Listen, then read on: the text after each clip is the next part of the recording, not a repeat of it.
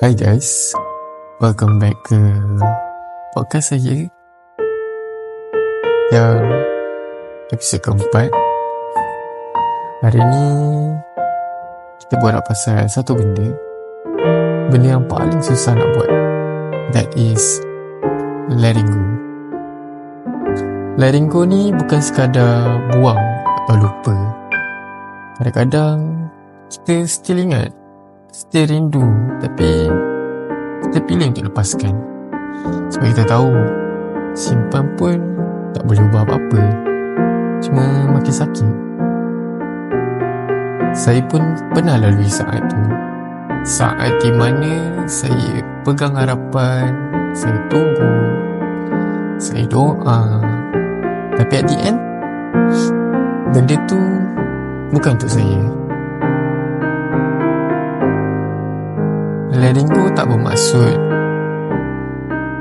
saya dah tak sayang, tapi saya sedar sayang pun ada batas. Bila diri sendiri mula hilang, itu petanda saya kena berhenti. Saya kena pilih diri sendiri.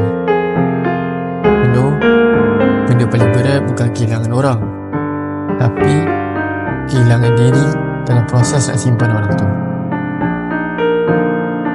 Kadang kita rasa bersalah sebab kita lepaskan, tapi sebenarnya melepaskan tu satu bentuk cinta juga. Cinta pada diri sendiri. Letting go bukan sebab kita lemah, tapi sebab kita kuat enough to face the truth. Kita kuat enough untuk cakap, this is not healthy. Aku deserve lebih baik dari ini. To anyone yang tengah struggle nak move on, please tahu satu benda. You are allowed to choose peace over pain. You are allowed to stop chasing something that's not meant for you.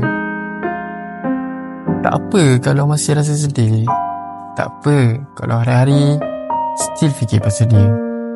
Healing takes time, but every time you choose to stay, setiap kali you pilih untuk tak call dia balik, untuk tak buka balik chat lama, that is victory.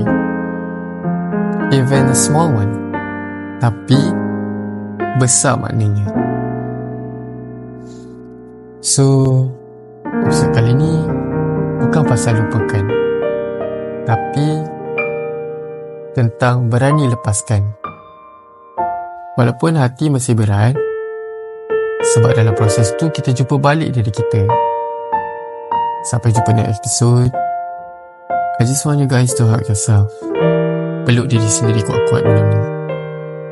And bisik dalam hati, aku lepaskan bukan sebab aku dah tak sayang, tapi sebab aku mula sayang diri aku balik.